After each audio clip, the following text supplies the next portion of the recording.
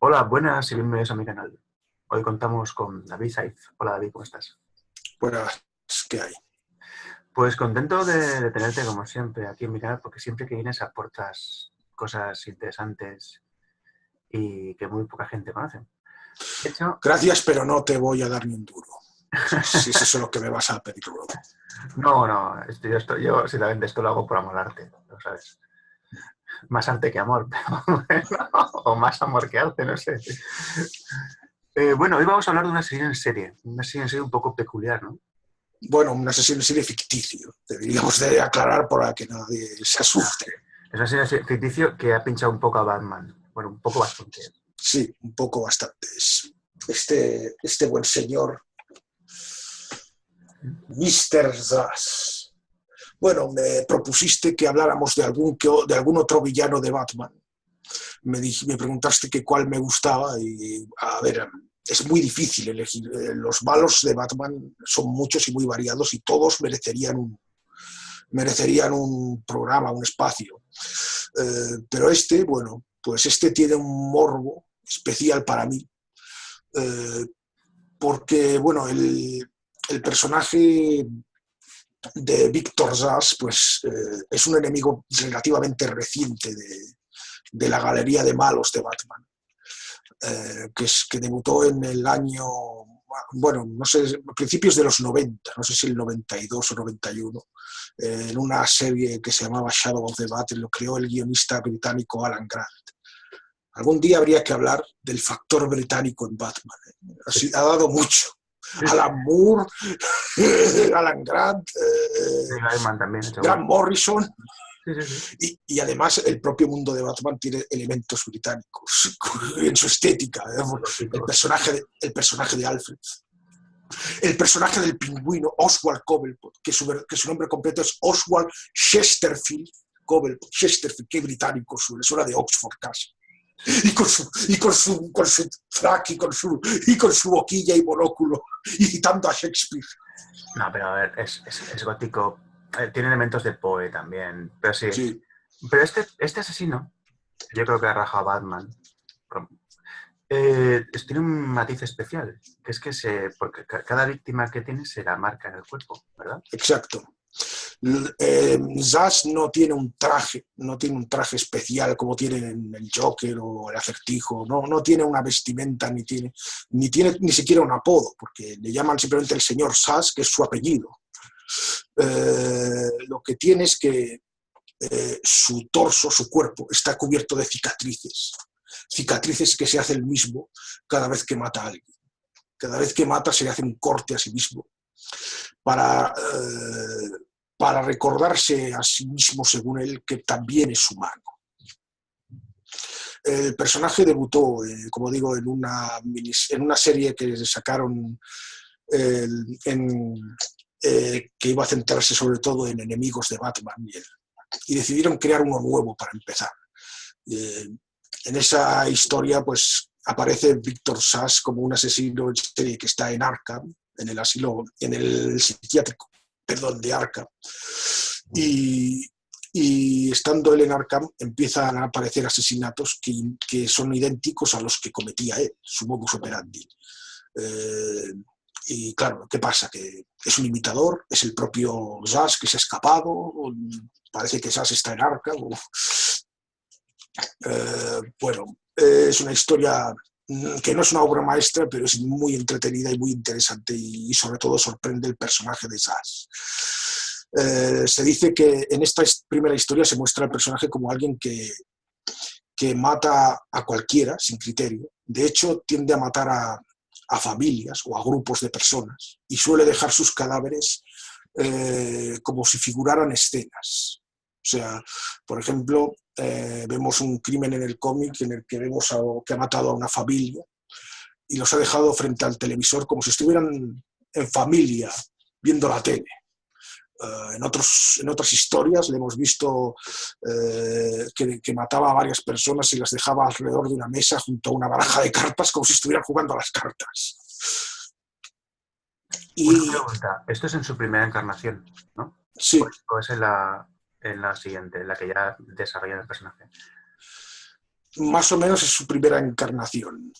Luego, los desarrollos posteriores, por ejemplo, hacen una cosa que a mí no me acaba de convencer, que es que tenga preferencia por matar a mujeres jóvenes. Esto yo no lo hubiera puesto. Yo creo que lo que me gusta a mí es que Sass mate que sea un asesino más, porque es que si mata a mujeres jóvenes ya tiene un matiz sexual y parece que Sass no era esa clase de asesino. Lo que me gusta del personaje es que en realidad es verosímil. O sea, quizá de todos los personajes de Batman podría ser el que más posibilidades tendría de existir en la vida real, porque como yo he leído sobre el tema de asesinos en serie y su psicología, pues muchas de las cosas que he leído las veo reflejadas en Sass. O sea, no ha habido ningún asesino en serie como Sass, pero podría haber. Hombre, sádicos sexuales como Sass hay muchos. Pero es que no es un sádico sexual. En la encarnación actual sí mata mujeres. En la primera era un tío que mataba porque le molaba, porque solamente es la única forma de experimentar alguna emoción específica. Es en 1992, en el Asilo Arkham. No, el Asilo Arkham no. El último Arkham. Cuando aparece. Esa es la historia de debut. Sí. Y luego, las malas lenguas dicen que está basado en otro personaje de ficción. Sí. La coincidencia en el tiempo con El silencio de los corderos. En el centro de Arkham, Sass aparece a menudo introducido en una especie como de tubo metálico que solamente le deja visible un cuadrado en la parte de la boca para que pueda hablar. Lo tienen ahí metido por seguridad porque ha matado a guardias de prisión y cada vez que lo sacan de la celda lo llevan con una especie de correas. Y claro, todo esto dice... De hecho, en este libro, que recopila unas cuantas historias de Sass, aparece una introducción escrita por el propio Alan Grant, el creador del personaje, que dice: alguien se me acercó en la convención de cómics de San Diego hace unos años blandiendo furioso un ejemplar del número 1 de Batman Shadow of the Bat. «Has copiado esto del silencio de los corderos», me acusó. La verdad es que algo había oído del silencio de los corderos, porque toda la prensa no dejaba de hablar del tema cuando aquello ocurrió. Pero aduje que ni había leído la novela de Thomas Harris, ni había visto la versión cinematográfica de Jonathan Demme, por cierto, recientemente fallecido. Sí, murió la semana pasada. Sí, sí. Se mostró sorprendido. Ah, ¿no? ¿Y por qué no? Bueno, pues por el mismo motivo por el que nunca he visto Perros de paja, La matanza de Texas o Marathon Man. Básicamente soy demasiado aprensivo. Bueno, él afirma que es extraño porque Alan Grant ha escrito guiones para Juez Dredd, que es un personaje conocido de sobras por su contundencia, por su violencia saco, y bueno, ha creado este personaje y sin embargo él dice que no puede, que es muy sensible, que no puede, por ejemplo, ver conejos muertos en la carretera, que le da no sé qué.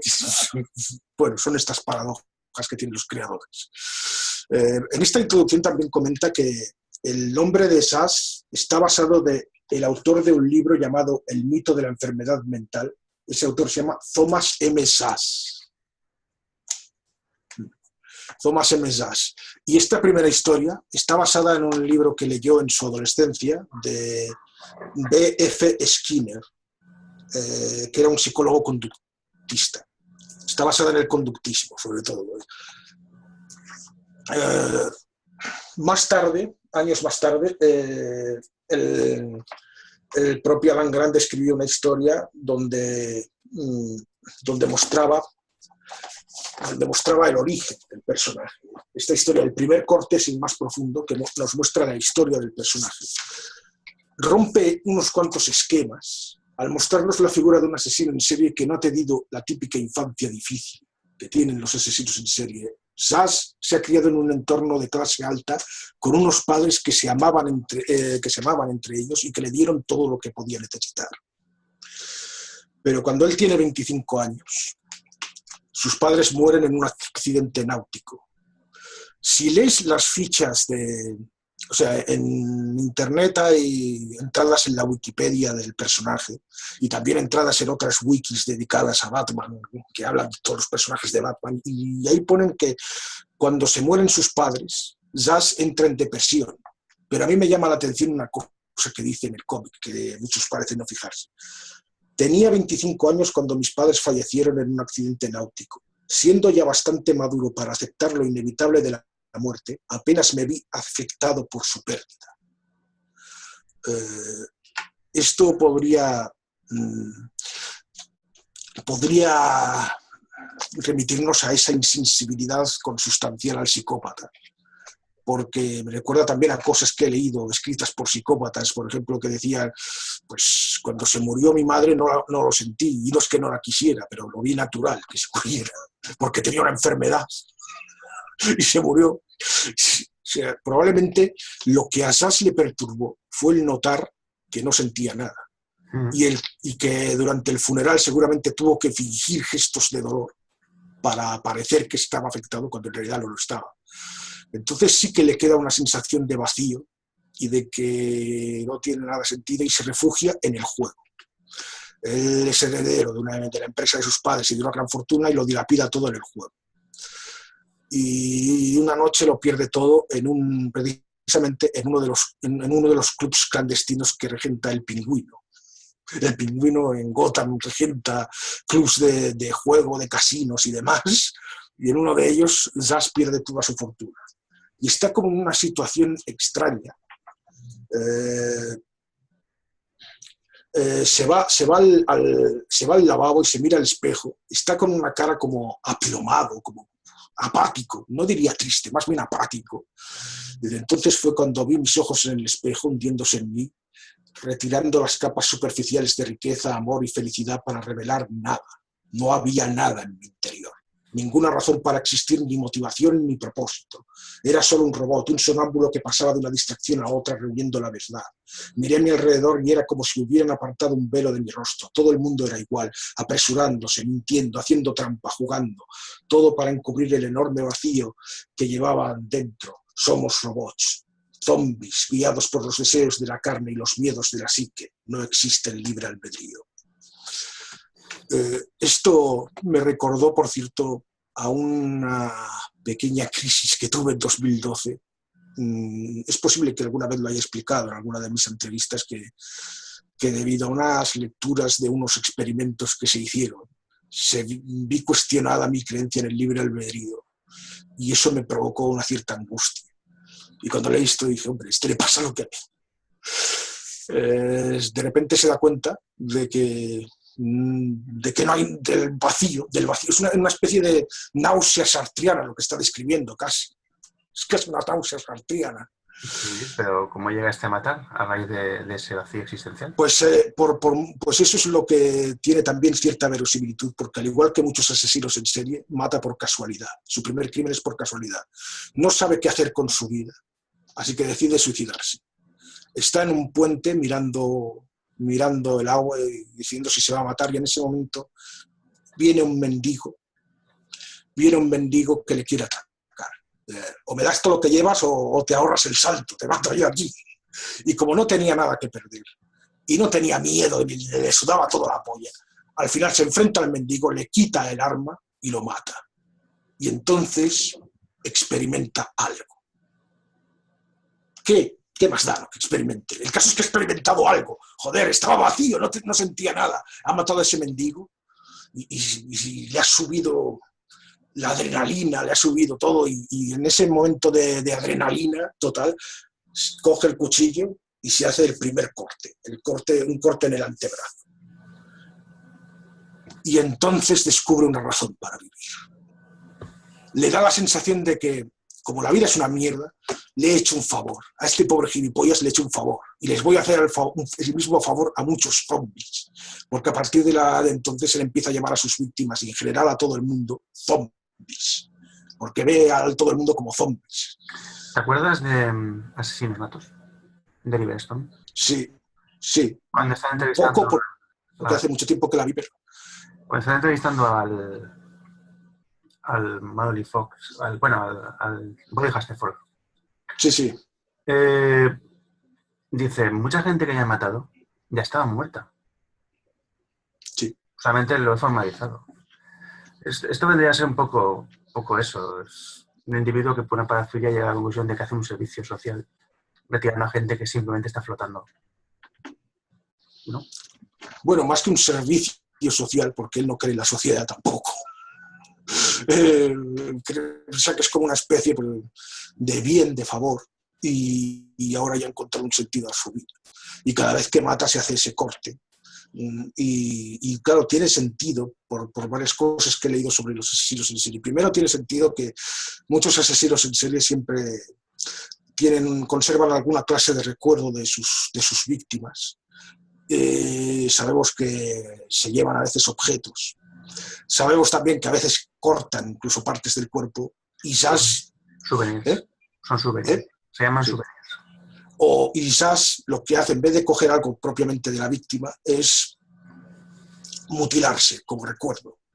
Porque para el asesino, cada asesinato es significativo. Piensa que para él es como el artista que pinta un cuadro. Para el artista que pinta cuadros, sus cuadros son sus hijos. Para el asesino son como sus pequeños. Y más que en un caso que el tío quiere poner cierto arte en el crimen, por colocar a las víctimas de determinada manera. Sí, pero eso ya es una evolución del personaje. Cuando él ya empieza a hacer escenas, es algo artístico. En su versión original no era así, ¿verdad? En la primera versión del 92. No, en la primera versión era así. Lo que pasa es que esta es una historia posterior que es la historia de su origen. Vale. La historia de cómo empezó a matar. Y claro, cuando empieza a matar no empieza de esa forma. Luego más tarde añade lo de los escenarios, porque en realidad lo que pretende es reírse de la vida. Y una pregunta, ¿y Batman cómo llega a este tío? Bueno, comete asesinatos y claro, y logra detenerle. Lo que pasa es que en la primera historia no vemos cómo le detiene Batman. Lo que vemos es que ya está dentro del psiquiátrico de Arkham y que empiezan a haber asesinatos que son del mismo modus operandi que el suyo. Y eso hace que Batman vaya a visitar Arkham, a ver si está Sash ahí. Bajan a la celda de Sash y incluso le obligan a que le enséñame las cicatrices, a ver si tienes una nueva, que ha habido un asesinato y no tiene una nueva. Y cuando Batman se va, vemos que Sash se queda solo y vemos que cruza las piernas y vemos la planta de su pie donde tiene otra cicatriz. O sea, se escapó de Arkham. Encontró una forma de salir de Arkham. Exacto. Luego más tarde Batman acaba metido en Arkham porque mata sin querer a un policía en una pelea que tiene, un policía que es un poco tonto y creído. Aunque, bueno, esto que voy a decir es un spoiler, pero qué narices. Yo creo que muchos de los que nos ven no van a leer nunca esta historia, así que luego se descubre que era un montaje para que Batman se pudiera meter en Arkham.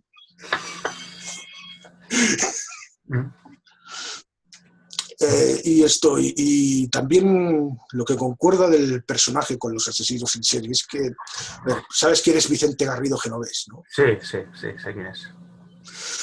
Para los que no lo sepan, pues es un psicólogo que ha escrito muchos libros sobre el tema de la psicopatía y los asesinos en serie. Ha escrito libros como Cara a cara con el psicópata, o El psicópata, un camaleón en la sociedad, o La mente criminal. También ha colaborado a veces con Iker Jiménez, ha salido en El Cuarto Milenio. Sí, de hecho me lo encontré otro día por la calle. ¿Sí? Sí, me pasé a hablar con él. O sea, coincidimos los dos. Esta de profe en la facultad coincidimos, pero dije, vaya, paso de entrarle. No era... Porque tampoco íbamos a hablar de nada interesante. A lo mejor hubiéramos analizado un asesino en serie y poco más. Bueno. El caso es que este hombre en su libro La mente criminal hace una teoría sobre el asesino en serie basada en sus investigaciones y él dice que el asesino en serie es fundamentalmente una persona que siente que la vida es intolerable y su única forma de escapar a eso, o sea, es una paradoja. El asesino en serie mata para seguir cuerdo. porque es la única forma que tiene de seguir cuerdo. Bueno, no es así, pero vaya, hacerte un barco. Por ejemplo, si una serie mata para satisfacer una serie de necesidades que tiene que no puedes experimentar de otra forma. Pero bueno, Sí.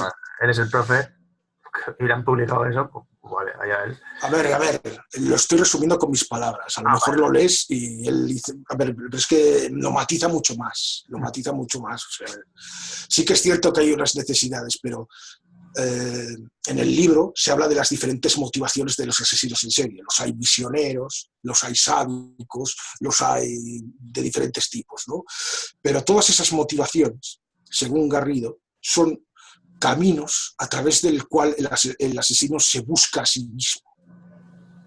Unos quieren experimentar un intenso placer sexual y eso los lleva al asesinato sádico.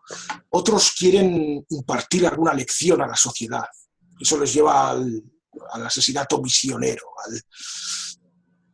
Otros buscan, no sé, sentirse vivos simplemente. Sí, como Zaps. Vale, una Como pregunta.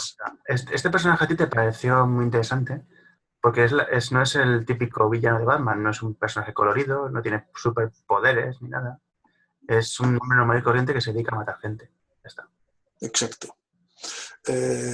Luego, bueno, lo han reinterpretado no solo en lo que es el cómic, sino también en las adaptaciones de Batman a otros medios, en concreto en Batman Begins, la primera película de la saga de Nolan, la que sale el origen de Batman y todo. Aparece brevemente como un sicario al servicio de Alberto Falcone, de Carmine Falcone, del gángster de Gotham. Aparece en una escena de juicio, está calvo y con perilla. No recuerdo ahora el actor que lo interpretaba, no me acuerdo cómo se llamaba, era un actor que también es cantante. Y luego hay una escena posterior al final de la película cuando ocurre aquello de la nube aquella que invade la isla y se escapan los presos de Arkham. Le vemos también a él. E incluso vemos que sale de la celda y si te fijas bien se le puede ver asomando por el cuello del traje Sí. las cicatrices. Sí, de hecho es cuando después de que aparezca el Espantapajas monta a caballo, el que quiere liquidar a la chica y al crío es él. Exacto. Qué bueno, sí. Y Pues, también con aspecto de asesino a sueldo ha salido en la serie Gotham, con un tipo que tiene un aspecto intimidador bastante bien conseguido. sí, me sorprendió ese personaje porque hace que toda una Sí, comisaría de policía salga por patas. Imagínate cómo tiene que ser el pavo para que todo un cuerpo salga. No, es muy interesante. Muy interesante. Bueno, y para ir a... también aparece en el videojuego de Arkham City. Bueno, en los videojuegos de Arkham Asylum y Arkham City. En el Arkham Asylum aparece en un momento, una de las misiones es rescatar a unos médicos que ha tomado Zsasz como rehenes. Y en Arkham City también aparece como misión secundaria y ahí te cuenta su historia, porque él hace una serie de llamadas telefónicas a las cabinas y tú como Batman tienes que encontrar la llamada telefónica desde la que está llamando, porque si no contesta va a matar a alguien. Pedazo de juegos, ¿eh? Sí. Y cuando contestas, sale Zsasz y te cuenta su vida, pero te la cuenta por episodios. Primero te cuenta lo de su infancia, lo que he dicho antes de sus padres y tal, luego te cuenta otra historia de cuando perdió su fortuna y tal. Sí, tú vas saltando. Sí. Bueno, y ya vamos a ir hacia el final. La versión actual. ¿Qué ha pasado para que de repente de ser un artista homicida, no, un artista de asesinato, se dedica a matar niños? Niñas, mujeres, pues yo imagino que por asimilación por asimilación de lo que son la mayoría de asesinos en serie que suelen matar eh, mujeres y gente, digamos, gente con la que tiene traumas. El asesino en serie a menudo tiene traumas. Un porcentaje muy elevado de asesinos en serie están impulsados por una profunda misoginia y por problemas que han tenido con las mujeres. Y supongo que han añadido esto Zsasz. Claro, esa versión nueva tampoco se ha impuesto del todo. Es un poco aquello, lo mismo que pasa con todos los otros personajes de Batman. Depende del guionista que lo coja. Cada guionista tiene su visión del personaje. Con Zsasz, de momento, no se ha creado ninguna gran historia, pero sí se han creado historias muy interesantes y muy buenas. Y hay, por ejemplo, una historia en blanco y negro que guionizó Brian Azzarello, que es una historia corta, que formaba parte de Batman Black and White, que es una serie de cómics en blanco y negro sobre Batman, que son historias cortas, y hay una historia bastante buena con Mr. Zsasz, que es un diálogo entre Batman y Zsasz, y pues Zsasz le habla sobre la intimidad, algo que tú nunca podrás entender, Batman, la intimidad que tuvimos mis víctimas y yo. Bueno, discutible. Bueno, tenemos que terminar. ¿Quieres añadir algo sobre este asesino en serie típico en Gotham City? Pues no, que es un personaje que no es santo de la devoción de todo el mundo. Mucha gente dice que sí es un personaje vulgar. Vale, puede que no sea tan famoso como otros, pero creo que es el único que ha logrado escalofriarme tanto como el Joker. Eso es mucho decir, ¿eh? Es mi visión. Porque los otros personajes, bueno, algunos se han acercado. El sombrerero loco a veces también se ha mostrado bastante escalofriante. Pero este es el único que... Y lo que me gusta es lo que he dicho antes, que prácticamente puede ser real, tal cual. Bueno, pues nada, vamos a despedir el programa. Espero que hayáis disfrutado tanto como yo de David indagando en la mente de un asesino normal en Gotham City. ¡Un asesino normal! Normal. Bueno, en Gotham City, normal. Normal aparentemente, eso es lo bueno. Exacto. Como son los asesinos de la vida real. Normales aparentemente. Sí. Porque no, lo raro es que vayan de blanco con traje lila y riéndose y pegando tiros. O sea, exacto. Entonces, claro, que alguien mate normalmente Gotham es un motivo de noticia. Alguien normal aquí desconfía. O alguien normal en Gotham, este tío es demasiado normal. Exacto. Pues muchas gracias, David. Te agradezco. Igualmente. Y a todos ustedes espero que este programa les haya gustado, les haya aportado algo y les vemos en el siguiente programa. Muchas gracias. Chao. Adiós.